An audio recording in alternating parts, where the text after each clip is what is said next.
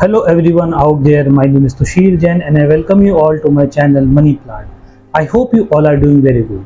तो दोस्तों आज की वीडियो में बात करने वाले हैं कि जो हमारा BSE और NSE है उसने अपने स्टॉक्स को क्लासिफाई करने के लिए कुछ एक ग्रुप्स को क्रिएट किया है एंड उन ग्रुप्स को क्रिएट करने में NSE BSE ने क्या कुछ पैरामीटर्स का इस्तेमाल किया है एंड उन ग्रुप्स का क्या पर्पस है।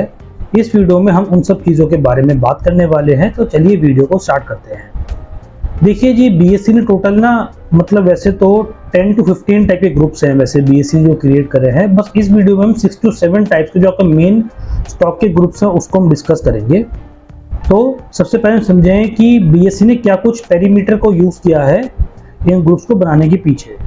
देखिए, पहले आपका पैरामीटर आएगा इसमें मार्केट कैप का, फिर आएगा आपका प्रॉफिट्स का, डिविडेंड का, कंपनी की ट्रैक हिस्ट्री, कंपनी का share holding pattern, trading volume, listing requirement etcetera. इन सब चीज़ों की बेसिस पर ही BSE अपने ग्रुप्स को, स्टॉक ग्रुप्स को बेसिकली क्रिएट करता है। या आज की वीडियो में समझेंगे कि हमारे ग्रुप्स हैं A, B, S, T, Z and SLB groups. इन सब ग्रुप्स में क्या कुछ है, क्या कुछ पैरामीटर यूज़ किया गया है, एक एक करके हम समझना चालू करते हैं। सबसे पहले हम समझते हैं A ग्रुप के स्टॉक्स को। A ग्रुप में स्टॉक्स में सबसे पहले जिसमें आएंगे आपके मार्केट कैप अच्छा होता है, मतलब लार्ज कैप स्टॉक बेसिकली इसके अंदर आते हैं, हाई मार्केट कैप होती है। इन स्टॉक्स का जो वॉल्यूम है वो भी काफ़ी अच्छा होता है।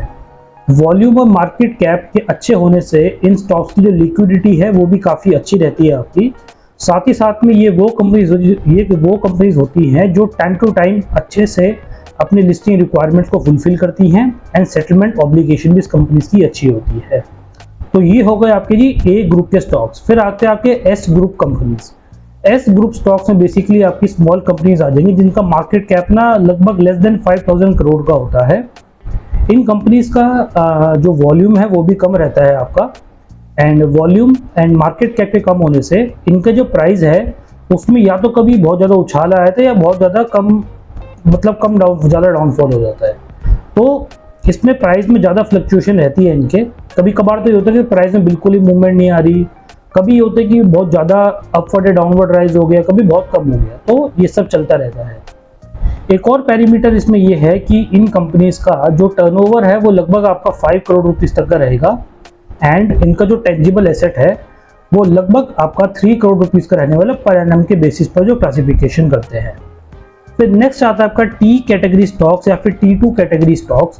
जैसे कि नेम से ही बताते हैं T2 कैटेगरी, मतलब इसमें आप स्टॉक्स को इंट्राडे बेसिस पर बाय या सेल नहीं कर सकते। अगर आप इस कैटेगरी में कोई भी स्टॉक्स को लेना चाह रहे हैं तो उसमें आपको फुल अमाउंट जो है स्टॉक्स को पे करके स्टॉक की डिलीवरी ही लेनी पड़ेगी। तो इस कैटेगरी में आपके इंट्राडे बेसिस पर बाय सेल क्यों अलाउड नहीं है। बहुत से इन्वेस्टर्स या बहुत से ट्रेडर्स के मन में सवाल आया कि यार ये स्टॉक की कैटेगरी खराब होगी क्योंकि BSE NSE ने कुछ इस पर रिस्ट्रिक्शन लगा रखी है, बट ऐसा नहीं है।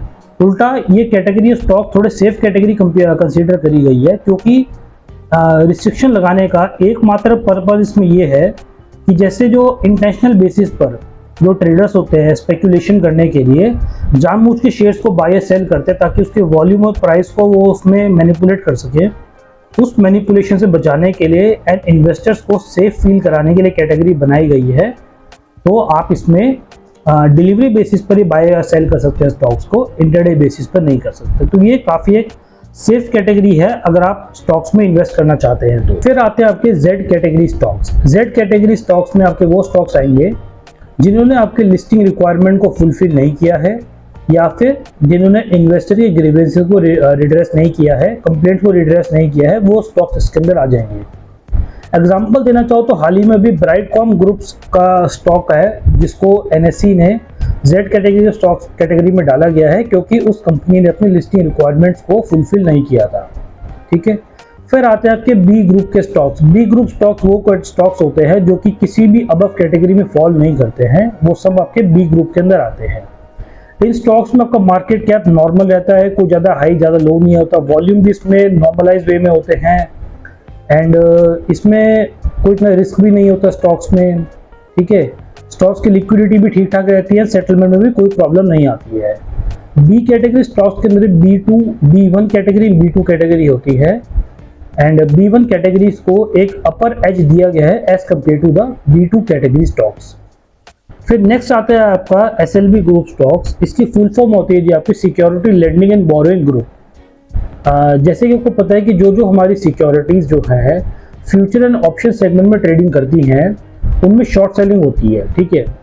उस शॉर्ट सेलिंग की रिक्वायरमेंट को फुलफिल करने के लिए ये SLB ग्रुप के स्टॉक्स बनाए गए हैं, जिसमें सिक्योरिटी लेंड एंड बोरो करके आपके फ्यूचर एंड ऑप्शन सेगमेंट को फैसिलिटेट किया जाता है, ठीक है।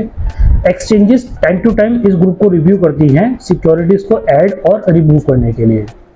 इन ग्रुप में लेंडर होगा हमारा क्लियरिंग कॉर्पोरेशन ऑफ इंडिया, जो कि सिक्योरिटीज को लेंड करता है ब्रोकर्स को। ब्रोकर इसमें बोरोर्स की तरह एक्ट करते हैं, जो कि शॉर्ट सेलिंग या FNO ग्रुप के स्टॉक्स को फैसिलिटेट करते हैं। तो गाइज यही एक कैटेगराइजेशन था ABSEZ एंड आपके SLB ग्रुप का, जो कि NSE BSE ने क्रिएट किया है।